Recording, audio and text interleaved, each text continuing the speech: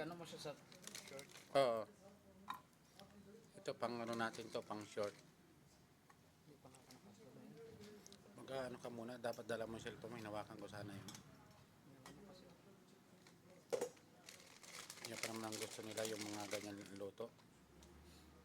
Kasi kakaiba yan, mga dry fish yan eh. Ay, ano mo sa short to. Yun.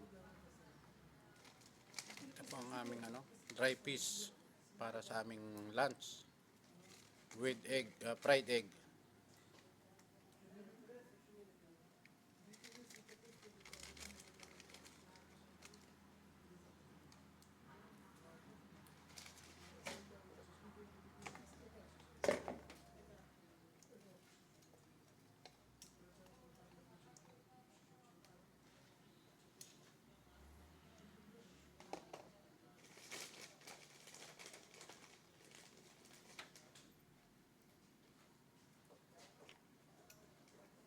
Pero mahirap siya baliktarin. Kasi Oo. pangit na pagkaano. Oo.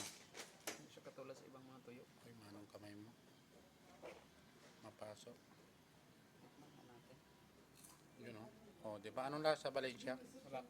Oh, yan. Yummy. Kasi yung tuyo, yung dry fish dito, ay hindi siya maalat. Tama-tama lang Hindi yung na maalat. ano niya.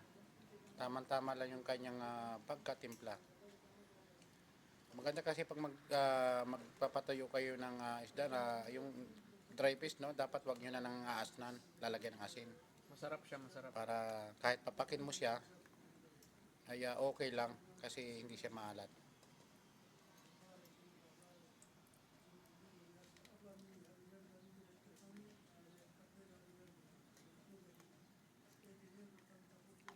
Ganyan lang mga ulam natin. Kala lang ng iba ay simple lang ulam yan pero napakasarap niyan.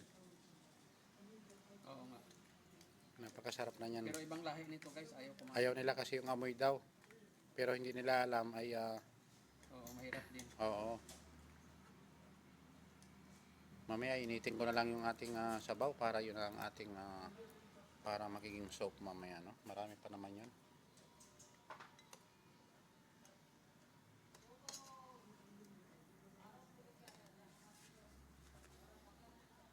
Ano natin guys, kaya mahirap siya mag-ano guys, magbalik. Mahirap din pala lutuin yan, no? Yung baliktarin. Kasi pa ano, basta sobrang tigas niya.